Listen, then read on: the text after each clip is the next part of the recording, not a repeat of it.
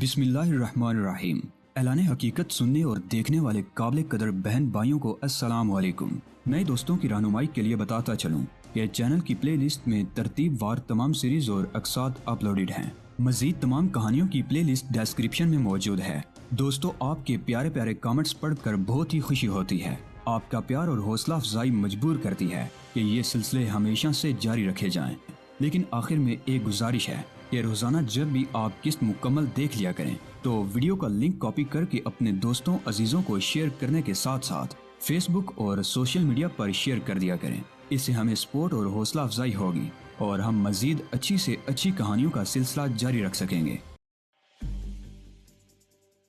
یہ ایک شاندار کیبن تھا جس میں ضرورت کی ہر شے موجود تھی۔ ہاگرو نے اپنا بیگ کندھے سے اتار کر دور بستر پر اچھال دیا اور ایک آرام کرسی پر ڈھیر ہو گیا۔ اس نے آنکھیں بند کر لیں اور خود کو خالی الذہن کرنے کی کوشش کرنے لگا۔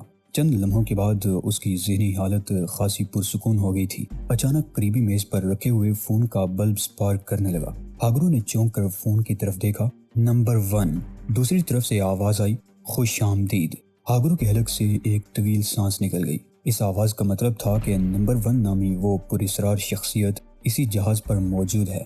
یہ آواز سن کر وہ قدرے سکون محسوس کرنے لگا تھا۔ میں آئندہ اقدام کے سلسلے میں معلوم کرنا چاہتا ہوں۔ مجھے ضروری قوائف مہیا کر دیے جائیں۔ اس کے لیے تمہیں اپنے کیبن کے ٹی وی سے مدد مل سکتی ہے۔ اس پر تمہارے شکار کی ایک فلم دکھائی جائے گی۔ Very good. ہاگرو خوش ہو گیا۔ کیا یہ کام آج رات ہو سکتا ہے؟ فلم دیکھنے کے بعد ہی کوئی فیصلہ کروں گا۔ میں چاہتا ہوں کہ تم صبح تک کام نمٹا کر واپس چلے جاؤ۔ ٹھیک 5 بجے صبح اسی مقام سے تمہیں رسی کی سیڑھی سے اترنا ہے جہاں تم لانچ سے اتر کر جہاز پر سوار ہوئے تھے۔ وہاں لانچ تمہاری منتظر ہوگی۔ ہاگرو نے گھڑی کی طرف دیکھا۔ تمہارے پاس پورے 5 گھنٹے ہیں۔ ایئر پیس میں نمبر 1 کی آواز گونجی تو وہ چونکے بغیر نہ رہ سکا۔ وہ سمجھ گیا کہ نمبر 1 اسے اچھی طرح دیکھ سکتا ہے۔ ہاگرو نے متلاشی نظروں سے کیبن میں ادھر ادھر دیکھا تو اسے وہ کیمرے نظر آ گئے جو کیبن میں 2 جگہ نصب تھے۔ اس کا مطلب تھا کہ اس کیبن کا ایک حصہ کہیں ٹیلی کاسٹ ہو رہا ہے۔ ہاگرو سوچ میں پڑ گیا۔ اتنے زبردست وسائل ہونے کے باوجود اب تک نمبر 1 اپنے مطلوبہ آدمی کو ٹھکانے لگانے میں کیوں کامیاب نہیں ہوا؟ ہاگرو جانتا تھا کہ لوگ اس سے اسی وقت رابطہ قائم کرتے ہیں جب وہ سب طرف سے مایوس ہو چکے ہوتے ہیں۔ کیا سوچ رہے ہو؟ ایئر پیس میں نمبر 1 کی آواز گونجی۔ میں ٹی وی کھول رہا ہوں، ہاگرو نے ٹھوس لہجے میں جواب دیا۔ فلم شروع کر دی جائے، یہ کہہ کر اس نے ریسیور رکھ دیا۔ سلسلہ منقطع کر کے اس نے ٹی وی اسکرین روشن کی اور دوبارہ آرام کرسی پر بیٹھ گیا۔ اس نے ایک سگریٹ سلگا لی اور نیم و نظروں سے اسکرین کی طرف دیکھنے لگا۔ ٹی وی اسکرین کچھ دیر تو روشن مکھیوں اور ذرات ظاہر کرتی رہی، پھر اچانک ہی اس پر ایک نوجوان کے نقش و نگار اجاگر ہوتے چلے گئے۔ یہ ٹائیگر تھا۔ وہ اس وقت زینے سے اتر کر ایک راہداری میں چلا جا رہا تھا۔ اس کی چال دیکھ کر ہاگرو چونک پڑا۔ اس کے ہونٹوں میں دبی ہوئی سگریٹ نکل کر گود میں گر گئی، لیکن اسے احساس تک نہ ہو سکا کیونکہ وہ اس چال کو دیکھ رہا تھا۔ یہ ایک انوکھی چال تھی، کسی ماہر ترین رقاص جیسی چال۔ اسے یوں محسوس ہونے لگا جیسے یہ نوجوان فرش پر چلنے کی بجائے فرش سے ذرا سا اوپر تیرتا ہوا آگے بڑھا ہو۔ یہ چال اور یہ شخصیت ہاگرو پہلے بھی دیکھ چکا تھا۔ ابھی تھوڑی دیر قبل اس نے سب سے اوپر والے عرصے پر اس نوجوان کو دیکھا تھا تو اس کی چال دیکھ کر اسے اضطراب کا احساس ہوا تھا اور وہ یہ سوچ کر رہ گیا تھا کہ اس کا نشے میں ڈوبا ہوا ذہن اس سے شرارت کر رہا ہے، لیکن اب اسے کسی قسم کا شک و شبہ نہیں رہ گیا تھا۔ سگریٹ نے اس کا لباس جلانا شروع کر دیا۔ اچانک اسے اپنی گود میں تپش اور جلنے کی بو کے ساتھ دھواں سا اٹھتا نظر آیا تو وہ چونک کر سیدھا ہو گیا۔ اس نے جلدی سے سگریٹ اٹھا کر فرش پر پھینکی، اسے یوں جوتے کے تلے سے مسل ڈالا جیسے کسی بچھو کو کچل رہا ہو، پھر اپنے کپڑوں کے سلگتے ہوئے حصوں پر قریب رکھے ہوئے جگ سے پانی انڈیل دیا۔ اس ساری کارروائی میں اسے بمشکل نصف منٹ لگا تھا، لیکن وہ یوں ہانپ رہا تھا جیسے کسی بہت بڑی عمارت کو نظر آتش ہونے سے بچانے کے لیے شدید محنت کے بعد فارغ ہوا ہو۔ وہ سنبھل کر دوبارہ بیٹھ گیا۔ اب اس کے چہرے اور آنکھوں سے غصہ جھلک رہا تھا۔ غالباً اسے اپنی کمزوری پر تاؤ آ رہا تھا۔ یہ ایک ایسی بات تھی جسے اس نے زندگی میں کبھی پسند نہیں کیا تھا۔ وہ خود کو کمزور سمجھنے کا عادی نہیں تھا، جبکہ اس وقت وہ کسی ایسے شخص کی طرح بن گیا تھا جو زندگی میں کوئی دلیرانہ کام کرنے کا ارادہ کرنے سے بھی خوف زدہ رہا ہو۔ ذہنی حالت پر قابو پانے کی کوشش میں اسے شدید دباؤ برداشت کرنا پڑا۔ اس نے جیب سے وہی سرنج اور گاڑی سیال والا وائل نکالا اور نس میں سوئی اتارنے کے بعد آنکھیں بند کر لیں۔ جیسے جیسے سیال اس کے خون میں شامل ہو رہا تھا، اس کا اعصابی انتشار ختم ہوتا جا رہا تھا۔ اس نے اپنے بارے میں غور کیا اور پھر اپنی سوچوں پر نظر ثانی کے بعد دوبارہ ٹی وی اسکرین کی طرف متوجہ ہو گیا۔ غصہ، جلاہٹ اور خود اعتمادی کا فقدان زائل ہونے کے بعد اس نے پوری فلم نہایت اطمینان سے دیکھی۔ اس فلم میں ٹائیگر کی وہ فائٹ شامل تھی جب کئی آدمیوں نے ایک راہداری میں اسے گھیر کر مار ڈالنے کی کوشش کی تھی۔ فلم دیکھتے ہوئے وہ کئی بار یہ بھول ہی گیا تھا کہ اسے فلم دکھانے کا مقصد کیا ہے۔ وہ اسے ایک حقیقی منظر سمجھ کر اس کی جزیات تک میں کھو جاتا اور ٹائیگر کے ایک ایک ایکشن پر اشش کر اٹھتا۔ کئی بار اس کے منہ سے بے ساختہ واہ اور شاباش جیسے الفاظ بھی نکل گئے۔ فلم ختم ہو گئی تو اس نے فون کی طرف دیکھا جس کا روشن بلب کال کا اشارہ دے رہا تھا۔ ہاگرو نے ریسیور اٹھا لیا۔ تم نے اپنا شکار دیکھ لیا؟ دوسری طرف سے نمبر 1 کی آواز آئی۔ ہاں، میں اسے دیکھ چکا ہوں۔ کیا یہ نوجوان واقعی انسان ہے؟ کیا مطلب؟ دوسری طرف سے سخت آواز سنائی دی۔ کیا تم اسے کوئی مافوق الفطرت ہستی سمجھ رہے ہو؟ ہاں، وہ ایک غیر معمولی انسان ہے اور میں سمجھتا ہوں کہ اس دنیا کا کوئی بھی آدمی اسے قتل نہیں کر سکتا۔ ہاگرو، نمبر 1 کے لہجے میں غراہٹ تھی۔ میں نے تمہاری خدمات اس نوجوان کی تعریف و توصیف کرنے کے لیے حاصل نہیں کی۔ تمہیں اس شخص کو قتل کرنا ہے، سمجھے؟ تم اس کا معاوضہ لے چکے ہو اور مجھے افسوس ہے مسٹر نمبر 1، میں اس کام میں ہاتھ نہیں ڈال سکتا۔ ہاگرو نے صاف لفظوں میں جواب دیا۔ کیا مطلب؟ نمبر 1 کے لہجے میں بے پناہ کاٹ تھی۔ میں واپس جا رہا ہوں۔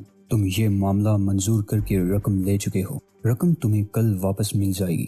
تمہارے بارے میں تو بہت کچھ سنا تھا، نمبر 1 نے طنزیہ کہا، لیکن معلوم ہوتا ہے کہ تم مٹی کے شیر ہو۔ میں جس قسم کا بھی شیر ہوں مجھے معلوم ہے، ہاگرو نے کہا۔ تم نہیں جانتے قاتل اور اس کے شکار کے درمیان ایک رابطہ قائم ہوتا ہے، اسے تم روحانی رابطہ کہہ سکتے ہو۔ یہ رابطہ شکار کرنے میں قاتل کے لیے مددگار ثابت ہوتا ہے۔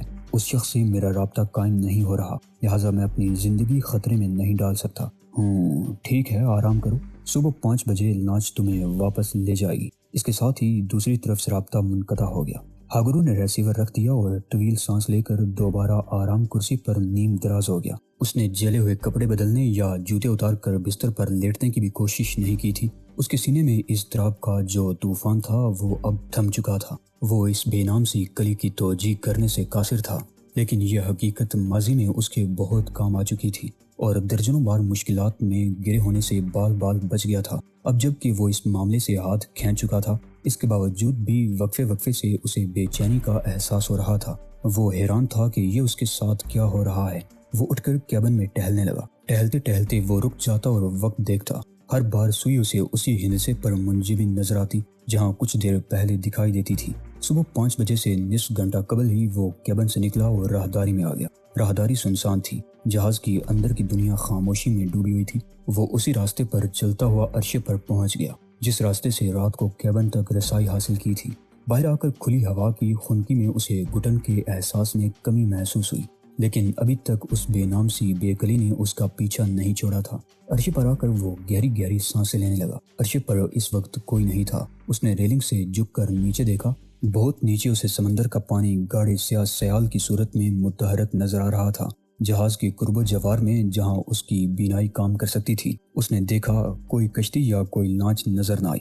وہ اس وقت اس جگہ کھڑا تھا جہاں سے رات کے ابتدائی حصے میں جہاز کے عرصے پر پہنچا تھا۔ وہ رسہ اب ایک کنڈے سے بندھا ہوا نیچے جول رہا تھا جس کی مدد سے وہ اوپر آیا تھا۔ اسے اسی رسے کی مدد سے نیچے جانا تھا، لیکن نیچے سمندر کی تاریکی میں کسی لانچ کی روشنیاں دکھائی نہیں دے رہی تھی۔ میں کافی پہلے یہاں آ گیا ہوں، وہ زیر لب بولا۔ یہ انتظار کے لمحے کس قدر کٹھن اور دشوار محسوس ہو رہے ہیں۔ وہ جلد از جلد اس جہاز سے دور نکل جانا چاہتا تھا۔ اس کام میں ناکامی اس کی ساکھ کو متاثر کر سکتی تھی، لیکن اسے ساکھ سے زیادہ اپنی زندگی پیاری تھی۔ انسان زندہ رہے تو اپنی کھوئی ہوئی ساکھ دوبارہ بھی حاصل کر لیتا ہے، اور غیر معمولی حالات کا شکار ہو کر موت کے منہ میں پہنچ جائے تو ساکھ کے ساتھ ساتھ زندگی سے بھی ہاتھ دھو بیٹھتا ہے۔ اس نے کندھے اچکائے اور ایک بار پھر نیچے دیکھنے لگا۔ اس کی نظریں سیاہ سیال کو گھورتی رہیں۔ اچانک اس کی سماعت سے کسی انجن کی خفیف سی آواز ٹکرانے لگی۔ اس نے آنکھیں پھاڑ پھاڑ کر نیچے تاریکی میں دیکھا۔ ایک لانچ جہاز کی طرف بڑھ رہی تھی۔ ہاگرو نے اطمینان کی ایک طویل سانس لی۔ اس نے رسا تھام لیا اور اشارہ ملتے ہی نیچے اترنے کے لیے تیار ہو گیا۔ لانچ سے تیز روشنی کا ایک دائرہ بلند ہوا اس نے رسے پر گرفت مضبوط کی اور آہستہ آہستہ نیچے اترنے لگا۔ وہ بہت تیزی سے نیچے اتر رہا تھا۔ جیسے جیسے عرشے سے اس کا وجود دور ہوتا جا رہا تھا، اس عجیب سی بے کلی میں کمی آتی جا رہی تھی جسے وہ اب تک کوئی نام دینے سے قاصر رہا تھا۔ نصف سے زیادہ فاصلہ طے کرنے کے بعد اس نے نیچے دیکھا، جہاں رسے کا نچلا سرا نظر آ رہا تھا۔ لانچ اس سے کچھ فاصلے پر تھی۔ ہاگرو نے ایک طویل سانس لی۔ وہ سوچ رہا تھا کہ نیچے جا کر اسے چیخ کر لانچ کے پائلٹ کو متوجہ کرنا پڑے گا تاکہ وہ لانچ رسے کے عین نیچے لے آئے۔ پھر اس نے اوپر دیکھا۔ اسے عرشے پر کسی کا ہیولہ دکھائی دیا۔ کوئی شخص وہاں اس جگہ کھڑا تھا جہاں کنڈے سے اس رسے کا ایک سرا بنا ہوا تھا جس سے وہ نیچے اتر رہا تھا۔ ہاگرو کا دل سینے کے پنجرے میں کسی زخمی پرندے کی طرح پھڑکنے لگا۔ اس نے اترنے کی رفتار مزید تیز کر دی۔ وہ جلد از جلد اس رسے سے لانچ میں اترنا چاہتا تھا۔ اس نے اترتے اترتے ایک بار پھر نیچے دیکھا۔ اب اس کا نچلے حصے سے فاصلہ بہت کم رہ گیا تھا۔ اچانک روشنی بجھ گئی۔ ہر طرف تاریکی ہی تاریکی پھیل گئی۔ ہاگرو بمشکل رسے پر اپنی گرفت رکھنے میں کامیاب رہا، ورنہ رسہ اس کے ہاتھ سے پھسل ہی جاتا۔ اندیشوں نے اس کے قلب و ذہن پر یلغار کر دی۔ اس نے اوپر دیکھا۔ وہ سایہ اب اسے دکھائی نہیں دے رہا تھا۔ وہ بھی اندھیرے ہی کا ایک حصہ بن گیا تھا۔ بے اختیار اس کا جی چاہا کہ وہ رسہ چھوڑ دے اور کود جائے۔ اسے اندازہ تھا کہ لانچ رسے کے نچلے سرے سے کتنے فاصلے پر اور کس سمت میں کھڑی تھی۔ پانی میں گرنے کے بعد وہ تیر کر بھی لانچ تک پہنچ سکتا تھا، لیکن اس سے پہلے کہ وہ اپنے اس خیال کو عملی جامہ پہناتا، اس کی حساس سماعت سے لانچ کے انجن کی گڑگڑاہٹ ٹکرانے لگی۔ اس کی اوپر کی سانس اوپر اور نیچے کی سانس نیچے رہ گئی۔ لانچ جہاز سے دور ہو رہی تھی۔ سازش! کوئی اس کے ذہن میں چیخ پڑا۔ وہ مزید تیزی سے نیچے اترنے لگا۔ پھر اچانک ہی اسے یوں محسوس ہوا جیسے اس کا وجود فضا میں ایک لمحے کے لیے مولک ہو گیا ہو۔ اگلے ہی ساتھ وہ کسی وزنی بوری کی طرح نیچے گرنے لگا۔ رسہ اب بھی اس کے ہاتھوں میں دبا ہوا تھا، لیکن وہ اس کے سہارے خود کو گرنے سے روک نہیں سکتا تھا۔ اس کی وجہ یہ تھی کہ رسے کا بالائی سرا جس کنڈے سے بنا ہوا تھا، اب اسے وہاں سے کھول دیا گیا تھا۔ ہاگرو پانی میں گرا تو اس کے حواس منتشر ہو چکے تھے۔ اس نے سنبھلنے کی کوشش کی، لیکن کامیاب نہ ہو سکا۔ پانی کی سطح سے ٹکراتے ہی اس کا جسم تیزی سے ڈوبتا چلا گیا۔ وہ کسی بھاری پتھر کی طرح طے نشین ہوتا جا رہا تھا۔ کافی نیچے جانے کے بعد اس نے خود کو سنبھالا اور دونوں گھٹنے اپنے پیٹ پر لگا کر پانی میں کلا بازی لگاتے ہوئے وہ سمت کا اندازہ نہ کر سکا۔ اس نے پانی کے اندر ہی اندر ایک طرف تیرنا شروع کر دیا۔ سیاہ روشنائی جیسے پانی میں تیرتے تیرتے اچانک ہی اسے یوں محسوس ہوا جیسے اس کا جسم کسی بھنور میں پھنس گیا ہو۔ اس نے اس بھنور سے نکلنے کے لیے ہاتھ پاؤں مارے اور پھر تیر کی طرح ایک طرف بڑھا۔ اچانک ہی کوئی چیز اس کی کھوپڑی سے ٹکرائی۔ اس کی پوری ہستی تاریکی میں ڈوبتی چلی گئی۔ جو تیز دار شے اس کی کھوپڑی سے ٹکرائی تھی، اس نے اسے درمیان سے دو حصوں میں تقسیم کر دیا تھا۔ ہاگرو کا جسم دو حصوں میں تقسیم ہو کر بھنور میں تیرنے لگا۔ دونوں حصے تیزی سے گردش کرتے ہوئے ایک بار پھر اسی تیز دار شے کی زد میں پہنچ گئے جس نے انہیں مزید دو حصوں میں کاٹ دیا۔ یہ چاروں حصے گردش کرتے ہوئے ایک بار پھر اسی تیز دار شے کی زد میں پہنچ گئے جس نے انہیں 8 حصوں میں کاٹ دیا۔ یہ 8 حصے گردش کرتے ہوئے دوبارہ اس بھنور کے مرکز تک پہنچے اور مزید حصوں میں کٹ گئے۔ چند ہی لمحوں میں وہ ان گنت چھوٹے چھوٹے ٹکڑوں میں تقسیم ہو چکا تھا۔ اچانک بھنور کی گردش تھم گئی۔ گوشت کے تیرتے ہوئے لوتھڑوں اور خون کی بو نے مچھلیوں کو متوجہ کر لیا، اور پھر اس عظیم الشان جہاز کے نچلے حصے میں ان گنت مچھلیاں انسانی گوشت سے دعوت اڑانے میں مصروف ہو گئیں۔ ٹائیگر نے برا سا منہ بنایا اور دوسری طرف دیکھنے لگا۔ میں اس سلسلے میں کچھ بھی نہیں سننا چاہتا لٹل فادر، اس نے کہا۔ ظاہر ہے تم کیوں سننے لگے؟ اوشان کے لہجے میں برہمی تھی۔ تم کوئی ایسی بات بھلا کیوں سننے لگے جس پر ہماری زندگی کا انحصار ہے؟